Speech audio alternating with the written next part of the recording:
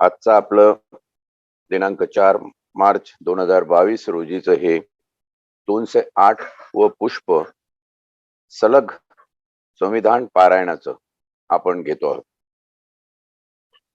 विशेष बाब, आपण या ठिकाणी जे जे प्रश्न येतात, आजपर्यंत कुठलाही प्रश्न आपण सोडला नाही, त्याची चर्चा, त्याचं विवेचन केलं. असं कधीही झालं नाही की हा प्रश्न अमुक सेक्शनशी किंवा संविधानाशी संबंधित नाही, त्याच्यामुळं आपण पुढे जाऊया असं कधीही न म्हणता आपण ते प्रश्न घेतले. कारण मुळात या सर्व प्रश्नांचा संबंध संविधानाशी आहे. संविधान हे आपल्या अस्तित्वाची एक संहिता आहे. आपलं जीवन हे कसं व्यतीत होतं, जीवन तयार होतं, त्याचं अस्तित्व निर्माण होतं आणि ते नष्ट होतं. हा जो प्रवास आहे, परत नवीन नवीन जीवन येत असतात. पण जीवन जगत असताना ज्या काही मूलभूत गोष्टी आवश्यक असतात, त्या एक माणूस म्हणून, एक भारतीय म्हणून आपलं जीवन हे कसं व्यतीत होत असावं याचा विचार, वास्तवात ते कसं व्यतीत होत आहे याचा विचार, आणि संविधानाला जे अपेक्षित आहे त्याप्रमाणे ते कसं व्यतीत झालं पाहिजे, या त्रिमितिक पद्धतीने आपण जेव्हा संविधानाकडे आणि संविधानाच्या या पारायणाकडे बघतो, तेव्हा निश्चितपणे आपल्याला हे प्रश्न महत्वाचे वाटणं साहजिक आहे. कारण या प्रश्नाचा संबंध आपल्या मानवीय अस्तित्वाशी निगडीत आहे. आणि म्हणून पहिला जो प्रश्न आहे, काल मी जेव्हा ही बातमी ऐकली आणि तो एक प्रकारचा द्वेष, त्याला आपण सात्विक संताप म्हणू. संताप तर तो निश्चित आहे, पण ज्या पद्धतीने त्यांनी तो व्यक्त केला, भारताचे सरन्यायाधीश रामण्णा साहेब फार माननीय असं आणि अतिशय संवेदनशील असं व्यक्तिमत्व भारताच्या एकंदर शासकीय, प्रशासकीय, न्यायिक व्यवस्थेमधलं संबोधलं जातं असं डॉक्टर रामण्णा आहेत. त्यांच्या म्हणण्याप्रमाणे एक संभ्रम, जसा की हे जे वाक्य आहे हे त्यांना का बोलावं लागलं, की रशियाचे राष्ट्राध्यक्ष पुतीन यांना आता मी युद्ध थांबवायला सांगू का? या वाक्यामधून बराचसा अर्थ प्रतीत होतो. शब्दांपेक्षा शब्दांचा आवाका फार मोठा आहे हे आपल्या लक्षात येतं. आणि हा आवाका लक्षात घेताना कोणीही असं म्हणेल की राष्ट्राध्यक्ष रशियाचे पुतीन यांनी युद्ध थांबवावं का, असा आदेश किंवा अशा सूचना किंवा असा उपदेश किंवा अशा प्रकारचे काही डिसिसिव्ह मॅन्डेट हे भारताच्या सरन्यायाधीशांनी द्यावेत अशी अपेक्षा आहे का? एक प्रश्नचिन्ह निर्माण होतं. उपरोधिक असं हे वाक्य आहे की should I tell the president of Russia to stop the war. म्हणजे प्रत्येक गोष्ट ही फक्त न्याय व्यवस्थेनेच बघावी आणि न्याय व्यवस्थेच्याच प्रांगणामध्ये ढकलून द्यावी आणि न्याय व्यवस्थेने त्याच्यावर काय करायचं ते करावं, असं जर होणार असेल तर संविधानामधल्या इतर यंत्रणा काय करत आहात याच्यावर अधोरेखित होणार हे प्रश्नांकित वाक्य आहे त्यांचं. या वाक्यातून एक प्रश्न त्यांनी निर्माण केलेला आहे. त्या प्रश्नाचा रोज आहे, त्या प्रश्नाची डायरेक्शन आहे, त्या प्रश्नाचा निर्देश आहे की या देशातलं शासन आणि प्रशासन काय करत आहे. आणि म्हणून हे तितकंच महत्वाचं आहे की जेव्हा सात्विक संतापाच्या माध्यमातून देशाचे सरन्यायाधीश व्यक्त होतात, तेव्हा त्याला आपण असाधारण परिस्थिती संबोधून त्याचं विश्लेषण केलं पाहिजे. ही सर्वसाधारण परिस्थिती नाहीये. सर्वसाधारण परिस्थितीमध्ये रामण्णा सारखे संवेदनशील महामहिम सरन्यायाधीश असं कधीही बोलले नसते. न्याय प्रकरण आहे, त्यांच्या समोर एक याचिका आलेली आहे, अतिशय महत्वाची आणि शीघ्र गतीने याचिका आलेली, जी भारताचे सरन्यायाधीश म्हणून त्याची दखल त्यांना ताबडतोब घ्यावीशी वाटली. त्याप्रमाणे ते म्हणाले की ही याचिका न्यायालयापर्यंत येते, म्हणजे आता त्यांचं रक्षण करणं हे न्यायालयाची जबाबदारी असेल, तर का मी आता पुतीनला जाऊन सांगू की तुम्ही युद्ध थांबवा म्हणून? आणि ते जणू काही मी सांगितल्याची वाट पाहत आहे, मी सांगितले ते युद्ध थांबवणार आहे, असा तो उद्वेग आहे. उद्वेग आणि व्यक्त झालेले सरन्यायाधीश काय निर्देश करतात आहे, तर त्यांचा अंगुली निर्देश आहे देशात प्रचलित असलेल्या शासकीय आणि प्रशासकीय व्यवस्थेवर. जेव्हा एखाद्या देशातले विद्यार्थी युद्धभूमीवर दुसऱ्या देशांमध्ये अडकून पडलेले आहेत, तेव्हा त्या विद्यार्थ्यांची सुरक्षा आणि त्या विद्यार्थ्यांना भारतामध्ये सुखरूप आणणं ही आपली जबाबदारी आहे. मीडियाचा रोल या ठिकाणी फार महत्वाचा आहे. काही भागामध्ये सोशल मीडियाच्या विशेषतः आणि इलेक्ट्रॉनिक मीडियामध्ये सुद्धा जी चित्र दाखवली जात आहेत, ती चित्र अतिरंजित आहे. ती चित्र जुन्या युद्धाची आहे. काही चित्र वॉर फिल्म्स, हॉलिवूडच्या काही वॉर फिल्म्स आहेत, त्याच्यातली चित्र आहेत. हा आपल्या मीडियाच्या मला वाटतं निश्चितम पातळीचा कळस गाठलेला आहे. त्याला कळस म्हणावं की पार खोलामध्ये गेलेली ही संस्कृती म्हणावी. इतक्या न्यूनतम लज्जास्पद पातळीवर आमची मीडिया, ज्या मीडियाला चौथा स्तंभ संविधानात संबोधलं आहे, ती गेलेली आहे. काल मी एक डिबेट बघत होतो नॅशनल चॅनलवर. त्याच्यामध्ये ही चित्र कुठल्या कुठल्या इतर सिनेमातली आहे, जे जुने पुराणे सिनेमे आहेत, सेकंड वर्ल्ड वॉर पासूनची काही चित्र आहे, जे चित्र याच्यामध्ये आपण दाखवतो आणि अशा रीतीचा उत्पात त्या ठिकाणी चालू आहे असं दाखवण्याचा प्रयत्न करतो. आता तुम्ही मीडियाला दोष द्याल, आपण विश्लेषण हे सरन्यायाधीशाच्या वाक्याचं करतोय हे विसरू नका. आपण आता मीडियाला दोष द्याल, पण मला वाटतं मीडियाची ही पातळी गाठली त्याचं कारण असं आहे की मीडियाचा वापर आणि तो अशा प्रकारे वापर ही सुद्धा एक युद्ध नीतीच असते. काही मीडिया हा रशिया कसा आक्रमक आहे आणि रशिया कसा युक्रेनमध्ये उत्पात घडवून आणतो आहे आणि लगेचच रशिया युक्रेनला काबीज करून आपली सत्ता प्रस्थापित करणार हे दाखवण्याचा प्रयत्न करतोय. दुसरा प्रकारचा मीडिया आहे जे युक्रेनने रशियाचे 1000 सैनिक मारल्यापासून जे न्यूज सुरू होतं, तर त्याच्या न्यूज अगदी रशियाचे टँक अडवले आणि लोकांनी हे केलं आणि ते केलं, त्या प्रकारच्या न्यूज दाखवण्यामध्ये मशगूल आहे. त्याच्यामध्ये काही अमेरिकेच्या मीडिया आहेत. हा सगळा परिणाम मीडियाच्या न्यूज मधून जास्त झालेला आहे, म्हणून हा मीडिया प्रकरण आपल्याला अगदी डिटेलमध्ये विश्लेषण करणं आवश्यक आहे. काही अमेरिकेचा मीडिया आहे, काही आफ्रिकन मीडिया त्या ठिकाणी आहे, काही आशियाचे मीडिया आहेत, काही युरोपियनच्या बाजूने असलेले मीडिया आहेत, जे तशा प्रकारचं वर्णन करण्यामध्ये दंग आहे.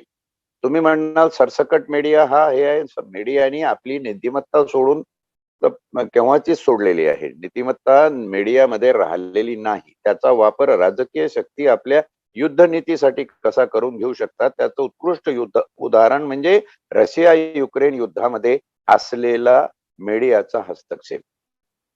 हा मीडिया अशा प्रकारे वापरला जातो एक युद्ध नीती म्हणून. आणि तुम्ही जर बघाल तर बातम्या पसरवणं ही अगदी आधी अनादी काळापासून चालत आलेली मीडियाची नीती आहे. त्यावेळी मीडिया हा शब्द नसेल, पण अगदी रामायण महाभारतापासून रामायणामध्ये जी एक बातमी पसरवण्यात येत होती सातत्याने की हे जे राम लक्ष्मण आहे ते महान अशी शक्तिशाली, ज्यांना योग विद्या आणि ज्यांचे परमेश्वरी अंशच आहे जणू ते, अशा प्रकारची न्यूज होती की यांच्या समोर कोणीच टिकू शकत नाही. त्याचा एक सायकोलॉजिकल इफेक्ट शत्रू राष्ट्राच्या सैन्यावर होत असतो. महाभारतामध्ये बघितलं तर नरोवा कुंजरोवा, कुठंतरी एक हत्ती मेलेला आहे, तो अश्वत्थामा नावाचा होता, तो हत्ती आहे की माणूस आहे ही माहित नाही. ही जर हाकाटीन हे र्युमर जर पसरवलं नसतं तर द्रोणाचार्याचा मृत्यू शक्य नसता. द्रोणाचार्यांनी शस्त्र टाकून ध्यानस्थ बसण्याची भूमिका घेतली नसती आणि त्यावेळी दृष्टम पुद्मानी त्यांचं मुंडकं उडवलं नसतं. आपण जर हे बघितलं सगळं तर मीडियाचा रोल हा एक युद्धनीती म्हणून वापरला जातो. इव्हन सेकंड वर्ल्ड वॉर मध्ये गोबेल्स ज्या नीती होत्या त्या नीती ह्या बऱ्याच अफवा आणि ज्या प्रमाणामध्ये ज्या स्पीडने तुम्ही न्यूज जास्त पसरवता ती युद्धाच्या नीतीमध्ये तुम्हाला कशी मदतगार होते आणि शत्रूचं कसं मनोहरण त्याच्यामधून होतं. शत्रू कसा मानसिक दृष्ट्या खच्ची होतो याबाबतच्या युद्धनीतीमध्ये वापरल्या गेलेल्या मीडियाची असंख्य उदाहरणं आहेत. म्हणून हे लक्षात ठेवून रशिया युक्रेनमध्ये जे होत आहे आणि ज्या पद्धतीने मीडिया त्याचं चित्रण करतो आहे तिथे हा मीडिया नीतीचा भाग नसावा हे समजणं म्हणजे भाबडेपणाचं होईल. मग आता ही मीडिया नीती एका बाजूला लक्षात घेऊन जे वातावरण आजच्या परिस्थितीला भारतीय पेरेंट्स आणि नातेवाईक ज्यांची मुलं युक्रेनमध्ये अभ्यासासाठी गेली आणि तिकडे अडकून पडलेली आहेत त्याच्यात सुद्धा दोन प्रकारच्या बातम्या आहेत. काही विद्यार्थ्यांचा आक्रोश दाखवणाऱ्या बातम्या आहेत. एक बातमी तर एवढी भयानक आहे की 260 विद्यार्थी होते त्याच्यापैकी 100 मुली होत्या आणि मुलींना घेऊन रशियन सैन्य तिथं स्पेसिफाय केलेलं आहे रशियन सैन्य एका बसमध्ये त्यांना टाकून निघून गेले. त्यांचं काय झालं ते कुठं गेले ते माहित नाही अशा प्रकारची एक न्यूज. दुसऱ्या काही क्लिप्स आहे की ते कुठेतरी युक्रेनमध्ये नॉर्थ भागामध्ये काहीतरी बॉम्बचे आवाज वगैरे येतात रात्री. बाकी इकडे तर काही नाही. इकडे तर गेली 10 दिवस शांतताच आहे आणि रोज इथं कोण ना कोणी येऊन काहीतरी सांगतं की आज इथं बॉम्ब पडणार उद्या तिथं बॉम्ब पडणार. तर अशा प्रकारचे एक स्केरी वातावरण भीतीग्रस्त वातावरण या ठिकाणी निर्माण झालं. अशा प्रकारच्या दुसऱ्या क्लिप्स आहे. आपण आपला विवेक जागृत ठेवून कुठल्याही गोष्टीवरनं विशेष करून या व्हॉट्सअप विद्यापीठाच्या बातम्यांवर विश्वास न ठेवता सत्य काय असावं हे जाणून घेण्याचा प्रयत्न केला पाहिजे. तेव्हाच विद्यार्थ्यांची खरी परिस्थिती त्या ठिकाणी काय आहे ते आपल्या लक्षात येते. आता हे मीडियाबद्दलचं एक विश्लेषण आपण बघितलं. सरन्यायाधीशांचं हे स्टेटमेंट बघितलं की जे अंगुली निर्देश देशाच्या शासकीय आणि प्रशासकीय बाबीवर करतं आणि त्याशिवाय जर आपण एकंदर आढावा घेतला की खरंच त्या ठिकाणी विद्यार्थ्यांची जी दयनीय परिस्थिती आहे त्या दयनीय परिस्थितीमध्ये आपल्याला काही करता येतं का तर इथे 2-3 आस्थापना फार महत्वाच्या आहेत त्या आपण लक्षात घेतल्या पाहिजे. पहिली आहे आपलं परराष्ट्र मंत्रालय ज्यांचं ऑफिस युक्रेनमध्ये आहे. युक्रेनचे आपले जे राजदूत असतील युक्रेनचे अँबॅसेडर जे आहे काउन्सिलर जनरल जे आहे त्यांनी या ठिकाणी या गोष्टीचा विचार करायचा असतो. क्रमांक 2 ची संस्था आहे आपली गुप्तचर यंत्रणा.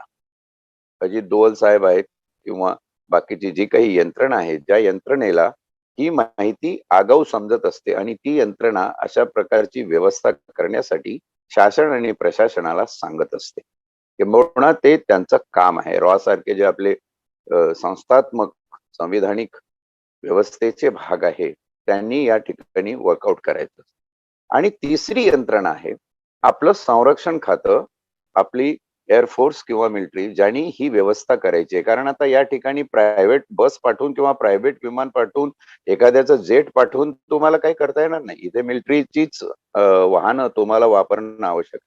या 3 यंत्रणांनी सक्षम रीतीनं जर काम केलं असतं तर मला वाटत नाही की आजच्या प्रकारची अशी हाकाटी निर्माण झाली असती. आणि म्हणूनच या यंत्रणा आपल्या कुठेतरी कमी पडतात की काय असा निर्देश आपल्याला सरन्यायाधीश रमणा यांच्या वाक्यातून होतो हे लक्षात घ्या या ठिकाणी. आता मला आठवतं वाजपेयी जेव्हा संरक्षण मंत्री होते त्यांच्या काळामध्ये चीन आणि व्हिएतनाम ही युद्ध झालेली आहे. तर युद्ध सुरू होण्यापूर्वी परराष्ट्र नीती बघा किती सुज्ञपणे आणि किती बारकाईनं गुप्तचर यंत्रणेवर काम करत असते. युद्ध सुरू होण्यापूर्वी त्यांनी चीनमध्ये एक व्हिजिट केली आणि त्या ठिकाणी आढावा घेतला.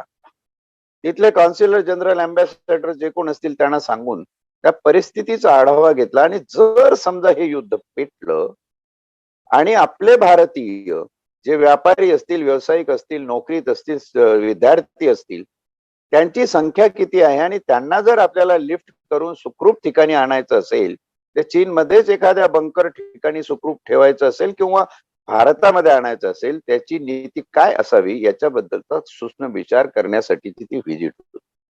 या ठिकाणी रशिया युक्रेनच्या बाबतीत असं झाल्याचं दिसत नाही आणि म्हणून हा अंगुली निर्देश सरन्यायाधीशांचा महत्वाचा आहे की रशिया आणि युक्रेन याच्यामध्ये युद्ध पेटणार होतं, याची जाणीव तुम्हाला आधी का होऊ शकली, हे तुम्हाला का कळलं नाही? आणि ते कळलं असतं तर तिथल्या परराष्ट्र मंत्रालयाच्या अधिकाऱ्यांनी, त्या कार्यालयाने त्या विद्यार्थ्यांची अशा प्रकारची मोजदाद किंवा त्यांचं एकत्रीकरण किंवा वेगवेगळ्या ठिकाणाहून कुठल्या एका मध्यवर्ती ठिकाणी त्यांना आणलं जाऊ शकतं, याची उपाययोजना का केली नाही? ती जर आपण केली असती तर आज आपल्याला त्यांना एअरलिफ्ट करता आलं असतं, आपलं संरक्षण खातं त्यांना जाऊन रक्षा मंत्रालय घेऊन येऊ शकलं असतं, मिलिटरीचा त्या ठिकाणी वाहनांचा आपण वापर केला असता, वगैरे वगैरे सगळ्या गोष्टी याच्यामध्ये नमूद आहे. म्हणजे आपण एक देश म्हणून ज्या गोष्टीकडे आज आपलं लक्ष आहे आणि ज्या पद्धतीने आपण आपला कारभार चालवतो आहे, आपलं लक्ष एकूण एक फक्त एकाच गोष्टीकडे आहे की कसंही करून हे हिंदू राष्ट्र कसं होईल. कधी कधी तर असं वाटतं की 2025 मध्ये जी भारतीय जनता पार्टीची मातृसंस्था त्यांना आपली शतक पूर्ती करायची आहे, शताब्दी महोत्सव साजरा करायचा आहे, त्यांना घाई झालेली आहे की काय? की 1947 ला झालेलं हे फाळणीतून निर्माण झालेलं धर्माच्या नावावरतीचं राष्ट्र हिंदुस्थान ते कधी एकदाच हिंदू राष्ट्र म्हणून घोषित करतो. आणि या सगळ्या प्रक्रियेमध्ये त्यांना संविधान हीच एक मूळ अडचण आणि एक अडसर वाटत असेल, महात्मा फुले त्यांना अडचण वाटत असतील, छत्रपती शिवाजी महाराज त्यांना अडचण वाटत असतील, तर ही जी दैवत आहे, आंबेडकर अडचण वाटत असतील, या दैवतांचं खच्चीकरण कसं करावं याच्यामध्येच आमची राजकीय, प्रशासकीय सगळ्या शक्ती, आमचं पॉलिटिक्स, शासन, प्रशासन हे गुंतलेलं आहे की काय, अशी परिस्थिती आहे. आपण माननीय राज्यपाल महाराष्ट्रातले भगतसिंग कोश्यारी यांच्या प्रश्नावर येतोय नंतर, पण आपण पहिला या परिस्थितीचा समग्रतेने विचार करूया. आणि जेव्हा समष्टी विचारांमध्ये येते तेव्हा आपल्याला असं दिसतं की देशाचे सरन्यायाधीश हे उद्वेगाने असं का बोलले, ते स्पष्टपणेही बोलू शकले असते, पण त्यांनी आपल्या न्यायिक व्यवस्थेच्या मर्यादा सांभाळून हे भाष्य केलेलं आहे. की आता मी रशियाला सांगू का युद्ध थांबवायला? रशियाला सांगू शकत नाही. आणि रशियानी ते का ऐकावं यांनी सांगितलं ते. What is his authority?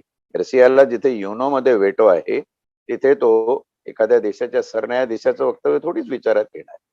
आता या युद्धामध्ये एकंदर जी परिस्थिती आपल्याला दिसते की युक्रेन मधले जे 2 प्रांत आहे ते रशियाला हवे आहेत. त्या 2 प्रांतामध्ये जास्तीत जास्त ऊर्जेचे साठे आहेत आणि ऊर्जेच्या साठ्याच्या खाली असं म्हटलं जातं दबक्या आवाजामध्ये, ही एक गुप्त बातमी आहे की साठ्याच्या खाली जो एनरिच युरेनियम आहे, म्हणजे अति प्रगल्भ असा युरेनियम धातू आहे, त्याची अनमोल किंमत आहे. तो ज्याच्या हाती ती महासत्ता, असा तो प्रकार आहे. आणि म्हणून त्या 2 राज्यांवर आपलं अधिपत्य असावं, जे करार मदाराच्या माध्यमातून आजपर्यंत होतं. पण युक्रेनमध्ये जो सत्ता बदल झाला, साधारण 2015-16च्या दरम्यान जो सत्ता बदल झाला, त्या सत्ता बदलानुसार युक्रेनचा सध्याचा अध्यक्ष हा रशियाची साथ सोडून अमेरिकेकडे झुकलेला आहे. खरं तर हे आंतरराष्ट्रीय पॉलिटिक्स थोडंसं लक्षात घेण्यासारखं आहे की अमेरिका ही त्या ठिकाणी काड्या करून कसंही करून तो ऊर्जेचा साठा मिळवण्याच्या मार्गावर आहे, कारण त्यांना सुपर पॉवर आपले पोझिशन रिटेन करायचे. रशियाला कुठल्याही परिस्थिती तो मिळू द्यायचा नाही, म्हणून त्या ठिकाणी सत्ता पालट घडवून आणून आता परकीय महासत्ता ही तुमच्या देशामध्ये सत्तापालट घडवून आणू शकते, या गोष्टीकडे सुद्धा आपण डोळ्यात तेल घालून भारतीय परिप्रेक्ष्यामध्ये बघणं आवश्यक आहे. असं होऊ शकतं. आणि म्हणून तुम्हाला दिसेल की भारत हा काही वर्षांपासून रशियाचा मित्र राहिला नसून तो अमेरिकेचा जास्त मित्र आहे की काय? नमस्ते ट्रम्प वगैरे हे काय चाललेलं आहे? या देशाचे पंतप्रधान जाऊन त्या ठिकाणी ट्रम्पला मतदान करा असा त्याचा इलेक्शनच्या रॅलीमध्ये प्रचार करताना जेव्हा दिसतात, तेव्हा असा एक प्रश्न पडतो की आपण एका महासत्तेकडून दुसऱ्या महासत्तेकडे वळतो होतो, मग आपल्यावर आज तटस्थ राहण्याची भूमिका येते, ना घर का ना घाट का, अशी परिस्थिती आपली होऊन जाते. खरं तर ही नेहरूंचीच नीती आहे, काँग्रेसचीच आधीची नीती आहे की आपण याच्यामध्ये अलिप्तवादी एक देश म्हणून जो काही ग्रुप आहे, त्या ग्रुपचं आपण नेतृत्व केलेलं आहे, त्या ग्रुपचे साधे सदस्य नाही आहेत. हा भाग जर आपण सोडला तर त्या ठिकाणी झालेलं जे आंतरराष्ट्रीय समीकरण आहे, जे ऊर्जेवर डिपेंड आहे, आणि आज तसं बघायला गेलं तर जगाच्या ऊर्जेला रशिया कंट्रोल करतो. रशियाने एवढी आपली ताकद वाढवलेली आहे. म्हणून हा धोका सगळ्यात जास्त कोणाला, तर तो अमेरिका आहे. अमेरिकेचे मित्र राष्ट्र युरोपियन. मग ह्यांनी प्रयत्न करून आता आपण रशियाला कसं रोकावं, त्यासाठी तिथे सत्ता बदल घडवून आणून ते ऊर्जेवरतीचं राजकारण सुरू झालेलं आहे. या राजकारणाला आपल्या परीने हाताळण्याचा रशिया जेव्हा प्रयत्न करत होती इतके वर्ष, त्याला यश न मिळाल्यामुळे अगदी वॉर्निंग देऊन आणि सांगून आणि सगळ्यांना समजावून रशियाने घेतलेलं हे पाऊल आहे युद्धाचं. दुसरा काही पर्यायच नाही म्हणून. आणि आजची परिस्थिती अशी आहे की तुम्हाला अमेरिका फक्त बोलताना दिसते, निर्बंध लावू, आम्ही अटॅक करणार नाही असंही ते बोलले. युरोपियन कंट्रीज, नाटो फक्त बोलताना दिसतो, नाटोच्या फौजा सोडणार नाहीत असं कधीही झालं नाही. नाटोने म्हटलं नाही की आम्ही फौजा उतरवतो आणि आता लगेच रशियावर हमला करतो, हे झालेलं नाही. कुणाचीही यावेळी ताकद असो नसो इच्छा दिसत नाहीये रशियावर हमला करायची किंवा रशियाला थांबवण्याची. त्याचं एकमात्र कारण असं आहे की रशियाकडे किती विध्वंसक आण्विक युद्ध सामुग्री आहे, किती डिस्ट्रक्टिव्ह न्यूक्लिअर बॉम्ब्स आहेत, ते हायड्रोजन बॉम्ब्स आहे की नायट्रोजन बॉम्ब आहे की एका बॉम्ब मध्ये संपूर्ण पृथ्वी नष्ट होऊन जाऊ शकते, याची कल्पना नाही. हा रशियाचा एक प्रकारे गुप्त ठेवलेला सैनिक प्रांत आहे, ज्यामध्ये कोणालाच कल्पना नाही. आणि जर असं झालं की रशियाने जर आपल्यावर अशा प्रकारे अटॅक केला, तर मग मात्र इथं या महायुद्धाला कोणीही वाचू शकणार नाही, सगळं जग बेचिराग होणार, असा सावध पवित्रा बाकीच्या राष्ट्रांनी घेतलेला आहे. म्हणजे आंतरराष्ट्रीय स्तरावरचं घाणेरडं राजकारण, ऊर्जेच्या प्रांतात फिरणारं, महासत्ता होण्याच्या याच्याबद्दल एक, दुसरं युक्रेन आणि रशिया याच्यामधलं ताणलेले संबंध, युक्रेन हा दुसऱ्या महाशक्तीकडे जातो की काय अशी झालेली भीती आहे. एकेकाळी आमचाच भाग असलेलं USSR, युनायटेड सोव्हिएत युनियन जी होती, socialist United socialist Soviet union, हे USSR चा जो भाग होता तो आमचाच आहे आणि तिथं आमचं अधिपत्य असल्या कारणानं विशेषतः ते दोन प्रांताच्या याच्याबद्दल, दोन राज्याच्या बद्दलच आहेत, कारण त्याच राज्यामध्ये हे खनिज किंवा साठे मोठ्या प्रमाणात उपलब्ध आहे. हा जर आपण सगळा युद्धाच्या नीतीचा भाग जर बघितला, तर आपल्याला आपल्या संरक्षण यंत्रणेला, आपल्या गुप्तचर यंत्रणेला याची भणक नसेल, निश्चितपणे असेल. मग आपल्या गुप्तचर यंत्रणेने ही बातमी आपल्या शासनाला, प्रशासनाला दिलेली नसेल. माझा तरी शासनात, प्रशासनात, पोलीस प्रशासनात काम करण्याचा अनुभव मला सांगतो की निश्चितपणे दिली असेल. पण त्याच्यावर उचित कारवाई होणे, हे ज्या पद्धतीने चायना व्हिएतनाम वॉरच्या वेळी भारतीय विद्यार्थ्यांचं, व्यापाऱ्यांचं, व्यावसायिकांचं, नोकरी पेशेदार लोकांचं चीन मधल्या संरक्षण आपण केलं, तसं संरक्षण करण्यामध्ये आपण यावेळी अपयशी ठरलेलो आहोत. आणि हा अंगुली निर्देश सरन्यायाधीशांनी जो केलेला आहे भारतीय व्यवस्थेबद्दल, तो योग्य आहे असं मला वाटतं. अप्रत्यक्षपणे त्यांनी सांगितलं आहे की तुमच्या बाकीच्या यंत्रणा काय करत आहे, आणि जर असं झालं असेल तर आपण कुठे कमी पडलो, हाही विचार केला पाहिजे. आपण या ठिकाणी जरी आपल्या क्रय शक्तीमध्ये कमी पडलो असलो, तरी आपण आपल्या राजकीय चलाखीमध्ये कमी पडलेलो नाही. आता तुम्ही म्हणा हे राजकीय चलाखी कुठून आली? कारण युक्रेन मधल्या भारतीयांना आम्हीच होतो तर वाचवलं, इतर लोक असते तर वाचवू शकले नसते, किंवा इतर लोक कसे बघा आमच्या वाचवण्यापासून त्यांना हे करत आहे, किंवा तिथे जे काही घडलं याच्यासाठी दुसरे विरोधकच रिस्पॉन्सिबल आहे, आम्ही बिलकुल जबाबदार नाही, अशा प्रकारचं तुच्छ प्रतीचं राजकारण करण्यामध्ये तर आम्हाला कदाचित इंटरेस्ट नाही ना. कारण आम्ही कुठली गोष्ट सोडत नाही हो. लहानशी गोष्ट असो, कोणावर काय कॉमेंट असो, छत्रपती असो, रामदास स्वामी असो, काहीही सोडत नाही. आम्हाला भयंकर स्वारस्य आहे त्या राजकारणामध्ये आणि सत्ता पालट करण्यामध्ये ना. महाराष्ट्राच्या बाबतीत तर काय तो एक भाग झालेला आहे, देवाचं देवाला माहित. महाराष्ट्राला जणू राज्यपाल बीजेपी पुरस्कृत आणि त्याच्याबद्दलची जणू काही चढाओढच लागली. काल तर फार मोठा अतिप्रसंग झाला. मला वाटतं आता रशिया युक्रेन याच्या युद्धाचं जे काही पार्श्वभूमी आहे ती सोडून मीडियाचा जो हस्तक्षेप आहे त्याचा अंतर्गत विस्ताराने विचार करून आणि त्या भोवती गुंफलेलं आपलं राजकारण त्याचा विचार करून आपल्या संविधानिक संस्था या निष्प्रभ झालेल्या नाही आहेत ना, असा अंगुली निर्देश करणारा सरन्यायाधीशांचा हा प्रश्न आहे. आणि प्रत्येक भारतीयाने, प्रत्येक बुद्धिजीवी अभ्यासकाने या गोष्टीकडे अतिशय मुमुक्षु विश्लेषक बुद्धीनं बघण्याची गरज आहे. टीका टिप्पणी हा भाग नंतरचा. राजनीती, युद्धनीती ह्या सगळ्या आपल्या जागी आहे. मला एक उद्वेगाने इथे सांगावंसं वाटतं.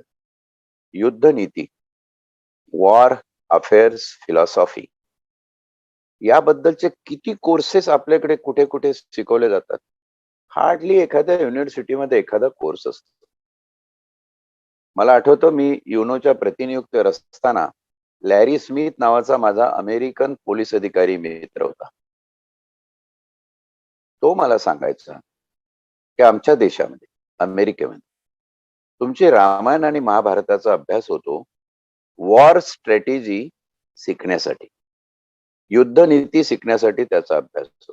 आपल्याकडे काय प्रकार आहे? आपल्याकडे कुठलंही जुना दस्तावेज, कुठलाही विश्लेषक माहिती, कुठलीही संशोधन समृद्ध माहिती ही फक्त धर्म आणि राजकारणाच्याच दृष्टीने बघितली. त्याच्या पलीकडे आपल्याला नजरच नाही. आपण एवढे गोंधळलेले असतो सदा सर्वदा की आपण हे काही बघतच नाही. या दृष्टीनं आपल्याकडे जे आपले तरुण विद्यार्थी, येणारी पिढी आहे ती कशा प्रकारची असावी याचा जर आपण काही विचार केला नसेल तर ये रे माझ्या मागल्या, जे होतंय ते होऊ द्या, असा एक प्रकार चालू आहे. आणि अशा निम्न स्तर बौद्धिक क्षमतेची पिढी असणं हे धर्मपीठाला, धर्मसत्तेला त्यांच्या पथ्यावर पडणार आहे आणि राज्य सत्तेला सुद्धा अंधभक्त प्राप्तीमध्ये त्याचा फायदा होणार आहे. म्हणून हा सगळा प्रकारच फार विचित्र आहे. आणि त्यासाठी कदाचित उच्च शिक्षण आणि कुठे चांगल्या शिक्षणाच्या नोकऱ्या मिळतात म्हणून लाखोच्या संख्येने भारतीय विद्यार्थी हे परदेशामध्ये जाऊन शिक्षण घेतात. ही सुद्धा एक मोठी शोकांतिका आहे. त्याच्यावरही आपण कधीतरी बोट ठेवून विचार केला पाहिजे की काय एवढ्या प्रमाणात विद्यार्थी. देशाचे पंतप्रधान म्हणतात की आम्ही त्यांना कमी पडलो, त्यांना आम्ही इथे सामावून घेण्यासाठी पुरेसे उपलब्ध करू शकलो नाही. हे आपल्या नीतीचा एक दोष आहे. आता हा खऱ्या अर्थाने काय दोष आहे नीतीचा, जर ह्याचं स्पष्टीकरण त्यांनी द्यायचं झालं तर मागच्या राजकारण्यांनी ते केलं याच्याशिवाय काही चांगलं स्पष्टीकरण त्यांच्याकडे नसणार आहे. ते असं म्हणणार नाही की या 5, 7, 8 वर्षामध्ये आम्ही याच्यामध्ये काय प्रयत्न केले, काय नाही केले. आणि मग ते प्रयत्न येऊन सगळे कुठेतरी एका फिलॉसॉफी, एक सिद्धांत, एखाद्या आयडिओलॉजीच्याच भोवती गुरफटत असतात. त्या आयडिओलॉजीच्या पलीकडे त्यांची सुद्धा दृष्टी जात नाही. हे सगळं बघत असताना ही शोकांतिका आपल्याला कशी दूर करता येईल, तर सर्वप्रथम या शोकांतिकेचं आपल्याला वस्तुनिष्ठ विश्लेषण करावं लागेल. सत्यशोधक दृष्टीने त्याचं मूळ कारण काय आहे ते बघावं लागेल. आणि त्याचा जर विचार झाला तर मला वाटतं आज सरन्यायाधीशांच्या वक्तव्याने एक खूप मोठी मानसिक आणि बौद्धिक दोन्ही प्रकारची चालना भारतीय बुद्धिवंतांना दिलेली आहे. ही खरंच विचार करण्याची वेळ आहे. एक सरन्यायाधीश उद्वेगाने असं बोलतो, आता काय माझ्याकडून तुम्ही अपेक्षा करता की तिथे जाऊन मी रशियाला सांगू युद्ध थांबव? प्रत्येक गोष्टीमध्ये न्यायालयाच्या डोक्यावर टोपलं टाकून मोकळे. रिझर्वेशन असो न्यायालय बघतील, मराठा रिझर्वेशन न्यायालय काय करायचे ते करू दे, ओबीसी रिझर्वेशन न्यायालय काय करायचे, सगळं खोबरं करून टाकलं. आणि तुम्ही काय करताय? आम्ही पोकळ भाषण, खोटी आश्वासनं, जे करायचं नाही ते सांगायचं रेटून आणि करण्यात मध्ये सगळी बोंब. मग ते मागास आयोग असो की दुसरं काही असो, मग कोर्ट बघून घेईल आणि शेवटी दोष कोणाचा? कोर्टाचा. सगळ्या यंत्रणेने जर उद्या ठरवलं संविधानामधल्या की आपण फक्त एकाच पद्धतीचं काम करायचं किंवा संविधानात जे पाहिजे ते कामच करायचं नाही, येऊन जाऊन सगळं न्यायिक व्यवस्थेच्या माथी थोपवून द्यायचं, तर जी परिस्थिती होईल त्याचं एक प्रथमदर्शी उत्कृष्ट असं लक्षण आपल्याला सरन्यायाधीशांच्या या उद्वेगातून नजरेस येतं. मला वाटतं या प्रश्नाचा एवढा उहापोह ठीक आहे. तर दुसरा जो प्रश्न आहे त्याच्याकडे आपण येऊया, ज्याची पहिल्या प्रश्नाची नार जोडलेली आहे की आम्हाला राजकारणात स्वारस्य आहे. खऱ्या अर्थाने काही भाषण मी फार जवळून प्रत्यक्षही ऐकण्याचा योग आला आणि नंतर त्याचं प्रक्षेपण सुद्धा बघण्याचा योग आला. ज्या पद्धतीनं माननीय भगतसिंह कोश्यारी यांना माननीय म्हणावं लागतं, कारण ते राज्याचे राज्यपाल आहे, संविधानिक फार मोठ्या पदावर महोदय आपण आहात. पण आपण जेव्हा बोलता आणि ते जेव्हा पब्लिक स्पीच असतं, तेव्हा मग सावित्रीबाई बद्दल बोलायचं असेल, फुल्यांबद्दल बोलायचं असेल, छत्रपती शिवाजींबद्दल बोलायचं असेल किंवा अजून कुठल्या तरी अशा प्रकारच्या गैर प्रतिवादी, प्रतिगामी आणि पुरोगामी विचारांबद्दल बोलायचं असेल, तेव्हा तुम्ही हसणं, मजाक करणं, अशोभनीय असे शब्द वापरणं, असं जेव्हा करता तेव्हा वाटतं की त्या संविधानिक पदाला जी अपेक्षित अव्यक्त अशी अपेक्षित, कारण संविधानामध्ये आपण तसं व्यक्त झालो नाही की एवढाच शिकलेला पाहिजे, एवढीच त्याची बौद्धिक क्षमता पाहिजे, पण ही अपेक्षित आहे, ही कॉन्स्टिट्युशनल मॉरॅलिटी आहे. या नैतिक क्षमतेचं तुमचं व्यक्तिमत्व आहे की नाही असा प्रश्न प्रत्येक आपल्या वक्तव्यातून पडतोय आणि आपल्या कृतीतून पडतो. हे कितपत योग्य आहे? कालचा जो प्रकार घडला तो गदारोळ दोन्ही बाजूनी होणार याची कल्पना होती राज्यपाल महोदयांना. तुम्ही सेशन सत्र, आर्थिक सत्र सुरू होत असताना विधिमंडळाचं त्या ठिकाणी गेलात, अभूतपूर्व असा गोंधळ बघितल्यानंतर तुम्ही तुमचं जे अभिभाषण होतं त्या अभिभाषणानंतर राष्ट्रगीत हे कंपल्सरी आहे, ते अभिभाषणच तुम्ही अर्ध्यावर टाकून तिथून निघून गेलात. हा त्रागा जो तुम्ही तिथे दाखवला, त्या त्राग्याचं कारण काय आहे तर तुम्ही स्वतःच त्याचं कारण आहे. तुम्ही ते जे वक्तव्य केलं ते वक्तव्य नंतर मागे घेत असताना तुम्ही बोललात की हो गया गलती, बोल दिया, अब मैंने पढ़ लिया, बाकी की किताबें मैंने जान लिया, लोग जो कहते हैं वो नहीं थे उनके गुरु. पण तुम्ही हे वाचायला किंवा समजायला विसरलात की जो अभ्यास या देशामध्ये येऊन ब्रिटिशर्स करतात की छत्रपती शिवराय एवढे यशस्वी का झाले, कारण त्यांची गुप्तचर यंत्रणा तेवढी सक्षम होती. आणि त्या गुप्तचर यंत्रणेच्या सक्षमतेचा महामेरू जर कोणी असेल तर तो बहिर्जी नाईक होता, ज्याचं नाव घ्यायला सुद्धा तुम्हाला लाज वाटत असेल, तुमची जीभ कसरत असेल, कारण तो रामोशी पारधी या समाजाचा होता. काही लोक प्रयत्न करतात आहे तो मराठा होता हे दाखवण्यात. त्याचं नाव बहिर्जी नाईक कंसामध्ये जाधव होतं असं दाखवण्याचा काही लोकांनी प्रयत्न केलेला आहे. बानूरगडला त्याच्या समाधीवर ते लावलेलं आहे. हे सगळं आपण बघतो, हा राजकारणाचा अश्लाघ्य भाग आहे आणि हे चालत राहणार. पण महोदय तुम्ही बघा की रामदास स्वामींचं सुद्धा काहीतरी कॉन्ट्रीब्युशन आहे. आग्र्यावरून महाराजांच्या सुटकेच्या वेळी रामदास स्वामीचं कॉन्ट्रीब्युशन एक गुप्तचर हेर म्हणून आहे आणि सखोल अभ्यास केल्यावर हे दिसते की बहिर्जी नायकांच्या अधिपत्याखाली रामदास स्वामी एकटे नाही तर रामदास स्वामी सारखे असंख्य साधू संन्यासी हे गुप्तचर वेशामध्ये वापरून घेतले गेले, जे आजही वापरले जातात. जी मठांची गुंफण अहिल्याबाई होळकरांनी केली होती, जी मठ रामदासांनी स्थापन केली होती, ती मठ गुप्तचर अड्डे होते असं म्हटलं तर अजिबात वावगं होणार नाही. तुमच्या दृष्टीचा अभाव आहे तो, की तुम्हाला त्या पद्धतीने ते दिसत नाही.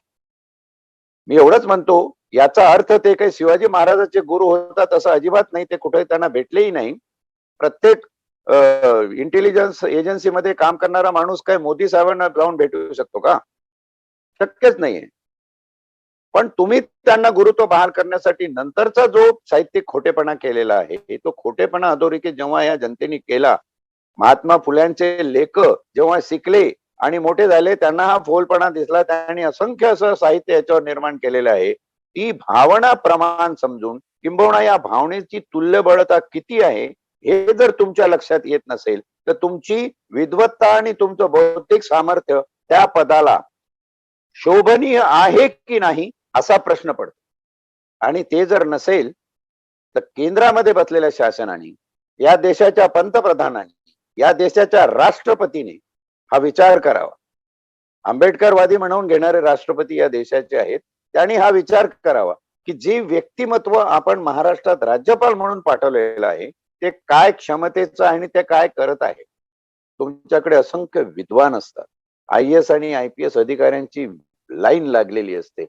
तुम्हाला कुठलाही अभ्यासू माणूस हे सांगू शकत नाही, इथं हे असं झालंय की असं होऊ शकतंय म्हणून. आणि उठसूट तुम्ही जर रामदास स्वामी नसते, तर छत्रपतीला कोण विचारतो? तुमचं वाक्य फार तुसडं आहे हो. छत्रपती बद्दलचं वाक्य अपमानात्मकच नाही तर तुसडं वाक्य आहे. म्हणजे तुमच्या मनात आहे.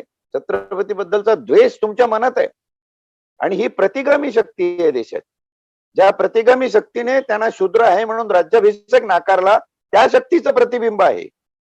आणि तुम्ही जेव्हा असं बोलता ना, तेव्हा आपण संविधानिक पदाचा अवमान करतो हे लक्षात घ्या.